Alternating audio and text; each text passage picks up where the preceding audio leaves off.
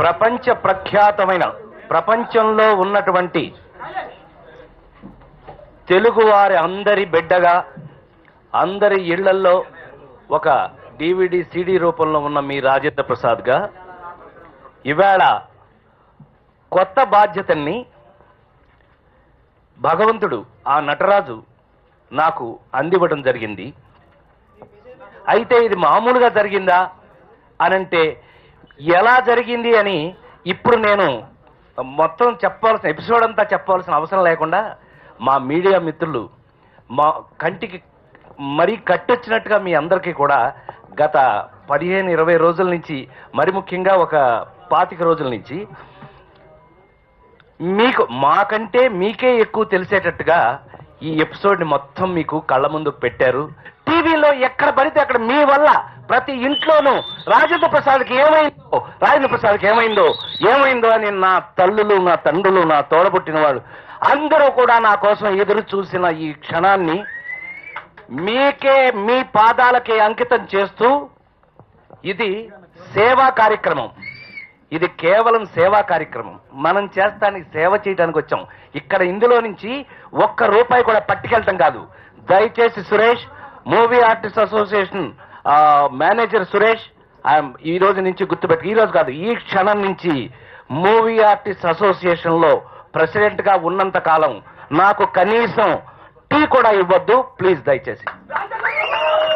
ఎందుకంటే ఇక్కడికి ఒక కమిట్మెంట్ తో, ఒక భగవంతుడి ముందు, ఒక కాదంబరి కిరణం, ఒక శివాజీ రాజా, ఒక ఏడుద శ్రీరామ్, ఆ నలుగురు మేము నలుగురు ఒక గుడిలోకి వెళ్ళి గుడిలో ఒట్టేసుకుని స్టార్ట్ చేశామని చెప్పినా కూడా నా మీద ఒక ప్యానల్ అంటారు. అదేంటో తెలియదు. కౌరవుల్లాగా చాలా మంది ఉంటారు, ప్యానల్ అనగానే బోళ్ళంత మంది ఉంటారు. మేము మాత్రం పాండవుల్లాగా 5గురమే, అంతకంటే ఎక్కువ లేరు. ఏం చేయమని చెప్పండి, అది మా తప్పు కాదు. కారణం భయపెట్టారు, ప్రలోభ పెట్టారు, దబాయించారు, కుళ్ళు కుచ్చితమైన రాజకీయాలు చేశారు. కానీ క్షమిస్తే నేను వాటికి పనికిరాను, అవేంటో నాకు తెలవదు. అందుకేనేమో ఇవి ఎన్ని పరీక్షలు దాటుకుని ఇవాళ ఈ విధంగా ఎలక్షన్ ముందుకొచ్చాం, ఎన్ని పరీక్షలు తట్టుకుని ఇవాళ మేము ఈ విధంగా మీ ముందు నుంచోగలిగాము. 4 దండల గురించి కాకపోయినా 37 సంవత్సరాల పాటు 230 సినిమాల్లో చాలాసార్లు దండలు వేయించుకున్నాను నేను. అవన్నీ మీకు మీ మనసులకి దగ్గర చేశాయి. ధర్మయుద్ధం పాపం అందరూ నా మీద మీరందరూ నమ్మి తీరాలి.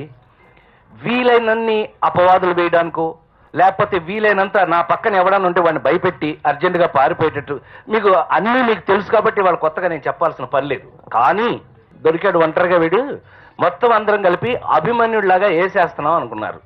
కానీ వాళ్ళకి తెలియని ఒక బాధ ఏంటయ్యా అంటే పాపం ఇప్పుడు తెలుసుకుంటారు, నేనేమో నట కిరీటిని అంటే అర్జునుడిని. అది ఇక్కడ ప్రాబ్లం వచ్చింది. అర్జునుడు అంటే మరి ఆడొక్కడు చాలు. చివరికి మోరల్గా చివరికి ఒక రాజా అన్నయ్య నువ్వు వెనక్కి వెళ్తావా? ఎస్, రాజు పక్కన, మహారాజు పక్కన ఎప్పుడు పిరికివాడు ఉండకూడదు. పిరికివాడుంటే రాజు ముందుకు వెళ్ళలేడు అని నా వెన్ను తట్టి నా వెనకున్న ఏకైక వ్యక్తి నాగబాబు. సరే, ఈ విషయం తెలుసుకున్న తర్వాత మేము ఎలా ఉంటామో తెలుసు. తోడబుట్టకపోయినా ఆ సోదరులు నన్ను పిలిచి ఇంటికి పిలిచి పండగ ప్రసాదం పెట్టి మరి నన్ను, రాజా నువ్వు మంచి చేయదలుచుకున్నావు, గో హెడ్ అంతే, ఎవడెవడి గురించి నువ్వు ఆలోచించొద్దు, నువ్వు మంచిగా ముందుకెళ్ళిపోవాలన్నారు అని మనవి చేస్తూ వాటి యొక్క పర్యవసానమే ఇవాళ మీ ముందు. నిజంగానే చాలా ఆశ్చర్యపోయే విషయం ఏంటంటే అంటే మామూలు మనుషులు అరిస్తే ఒకసారి తెలుస్తుంది, నటీనటులంటే మరి దేవతలు కదండి వీళ్ళు. మమ్మల్ని చూడగానే మీరందరూ ప్రసాద్ రా అంటారు కదా. అంటే ఏంటనమాట, మేమంటే మీకున్న ప్రేమ అలాంటిది. ఆ ప్రేమని ఏ మాత్రం గుండెల్లో ఉన్నా ఆ ప్రేమని పణంగా పెట్టి, నా ప్రాణాన్ని పణంగా పెట్టి బీదవాడనే నటులకు కానీ కష్టపడే కళాకారులకు కానీ పని చేయడానికి వాళ్ళు వచ్చాను. నేనన్న ప్రతి మాటని చేసి తీరుతాను. లేకపోతే నాకు భగవంతుడు నటరాజు నాకు ఇచ్చిన ఈ పేరు అనవసరం. తప్పకుండా ప్రతి వాళ్ళకి ప్రతి ఒక్కరికి కూడా ఏ మాట మర్చిపోయే అవకాశమే లేదు. దాటిన తర్వాత వేరే ఏదో మాట్లాడడం నాకు అవసరమూ లేదు. ఎందుకంటే మీ దయ వల్ల, భగవంతుడి దయ వల్ల నటుడిగా ఇంకా మీ ముందు సన్నాఫ్ సత్యమూర్తిగానే ఉన్నాను. కాబట్టి నేను స్టిల్ ఆన్, నేను మీ ముందు ఎప్పుడు ఉన్నాను, ఉంటాను. కానీ సేవ చేసే అవకాశం మాత్రం తప్పకుండా మా మెంబర్స్ నాకు కల్పించారు. దానికి కారణం ఆడు నా తమ్ముడు విజయ్ యాదవ్ లాంటి వాళ్ళు, ఒక్కళ్ళు కాదండి, పేరు పేరున విజయ్ చంద్ర గారు, అట్లా పేరు పేరున చెప్పాలి. ఈ పరిస్థితుల్లో ప్రతి ఒక్కళ్ళు కూడా వాళ్ళు మనసుతో నాకు ఎక్కువ ఆశ్చర్యం కలిగించిన విషయం ఏంటంటే, ఎన్ని ఫోన్లండి, ఎన్ని జనరల్ ఎలక్షన్ ఇది ఏమండి మా వాళ్ళు మొత్తం కలిపితే 400 మంది, 700 మంది లేరు, అందులో 400 మంది ఓటేశారండి, మా గెలుపు సంగతి అంటే అమ్మమ్మో లేదు మీరు అలా అంటానికి వీల్లేదు, మీరు గెలిచి తీరాలి. ఇది నా ప్రాణానికి ప్రాణమైన తెలుగు వారి మనసులోంచి వచ్చిన మాట.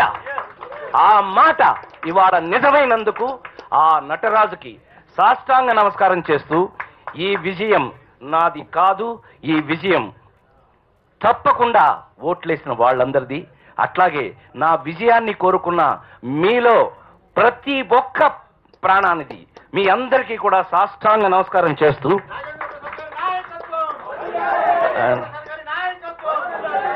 Thank you very much. ఇప్పుడు మళ్ళీ నాయకత్వం అని ఒకటి పెట్టారు. నాయకత్వాల్లోకి వెళ్తే మళ్ళీ మనకు వేరే ఫీలింగ్ వస్తుంది. నిజంగానే వారం నుంచి చూశాక మనం కూడా ఏమన్నా అయితే బాగుంటుంది. వద్దు చెప్పింది చేయి చాలు. ఇక్కడ చెప్పింది ఇక్కడ చేస్తే ఆటోమేటిక్గా భగవంతుడు ఆయనకు నచ్చింది ఏదో ఇస్తాడు. నేను ఎప్పుడు కూడా మీకు తెలిసి ఇన్ని సంవత్సరాలుగా ఒక నటుడుగా ఎంత సక్సెస్లో ఉన్నా, మీ ఇళ్లలో మీ ప్రేమ పొందుతున్నా, ఎప్పుడు కూడా ఈ రోజు వరకు నా బాధ్యతని నటుడుగా నా బాధ్యతని ఇంతవరకు ఎప్పుడూ నేను దాటి వెళ్ళలేదు. ఒక్క ఇంచి కూడా నేను డిసిప్లిన్ నుంచి ముందుకు దాటి వెళ్ళలేదు. మీ అందరికీ తెలియని ఒకే ఒక్క విషయం, ఇవాళ మా వాళ్ళకు కూడా తెలియని విషయం చెప్తున్నాను. ఈ బాధ్యతను నేను ఎత్తుకోవటానికి ఫస్ట్ ప్రెస్ పుట్టే ముందు మీ అందరికీ తెలిసి నేను ఎక్కడ పుట్టాను. నిమ్మకూరులో నందమూరి తారక రామారావు గారి ఇంట్లో పుట్టిన నేను వారిని మనసారా తలుచుకుని తమ బ్లెస్సింగ్స్ ఉంటే నేను ముందుకెళ్తానని, ప్రసాద్ కమాన్ కొట్టండి, వారి బ్లెస్సింగ్స్ తీసుకుని ఇక్కడికి వచ్చానని, వారిలాంటి సేవ అంటే నటుల్లో కూడా పేదవాడికి సేవ చేయొచ్చు, మనం అనుకున్న మంచి పనులు చేయొచ్చు అని నమ్మిన వాడిగా, ఆయన్ని ఫాలో అయిన వ్యక్తిగా 100% ఆయన ఇన్స్పిరేషన్ తీసుకున్నాను. ఈవేళ అలాంటి పరిస్థితుల్లో మీ అందరి ముందు ఈ గెలుపు 1 ఓటు 2 ఓట్లు తేడా ఉన్న సరే గెలిపే, కానీ ఇవాళ ఇంత మెజారిటీతో గెలవడం అనేది మూవీ ఆర్టిస్ట్ అసోసియేషన్లో ఎప్పుడు జరగలేదు, హిస్టరీలో లేదు అనే విషయాన్ని అది వారికి వదిలేస్తూ, తప్పకుండా అంటే ఓట్లు ఎక్కువ మంది వచ్చి వేశారు అని అంటే ఎక్కువ మంది నన్ను పని చేయమని కోరుకుంటున్నారు అనేది 100% నిజం. అది నమ్ముతూ నన్ను నా ప్రాణాన్ని పణంగా పెడుతూ మీకు కావాల్సినవన్నీ తప్పకుండా మేమిచ్చిన మాటలన్నీ నెరవేరుస్తామని 100% మీ అందరి ముందు సవినయంగా మనవి చేస్తూ, ఇవాళ నుంచి అంటే ఈ క్షణం నుంచి నేను మూవీ ఆర్టిస్ట్ అసోసియేషన్లో ప్రతి మెంబర్కి సేవకుణ్ణి. ప్రెసిడెంట్గా మా రాజేంద్ర ప్రసాద్ గారు, సెక్రటరీగా నేను మంచి మెజార్టీతో గెలిచాం. ఈ క్షణంలో మేము హీరోలమే, కానీ మేము ఏవైతే హామీలు ఇచ్చామో ఈ 2 ఏళ్లలో ఆ హామీలు నెరవేర్చుకున్న రోజే నిజమైన హీరోలము.